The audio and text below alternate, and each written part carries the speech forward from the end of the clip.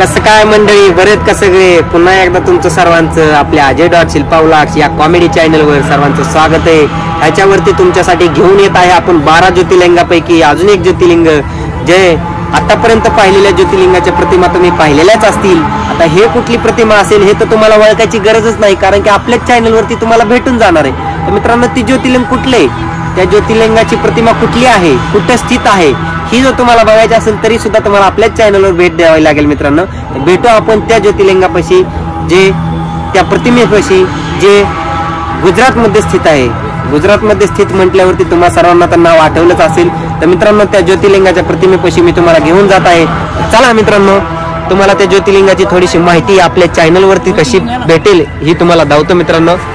तर मित्रांनो, ते ज्योतिर्लिंग जे कुठे स्थित आहे ते तुम्हाला इथं दिसत असेल. जे मंदिराचं नाव आहे नागेश्वर मंदिर, द्वारकामध्ये स्थित आहे, गुजरातमध्ये स्थित आहे. मित्रांनो, ही त्याची छोटीशी माहिती आहे. बाकीची माहिती तुम्हाला गुगलवरती भेटून जाईल मित्रांनो.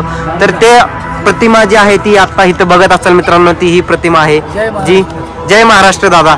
ही प्रतिमा जी आहे ती गुजरातमध्ये स्थित आहे. ही प्रतिमा प्रयागराजमध्ये स्थित आहे आणि ओरिजिनल मंदिर हे आहे ते तुम्हाला गुजरातमध्ये बघायला भेटेल मित्रांनो.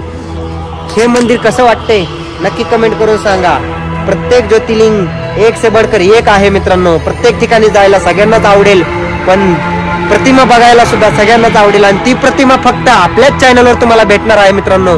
जर आवडले असेल तर कमेंट करायला विसरू नका मित्रांनो, आणि चॅनलला सबस्क्राईब करायला सुद्धा विसरू नका मित्रांनो.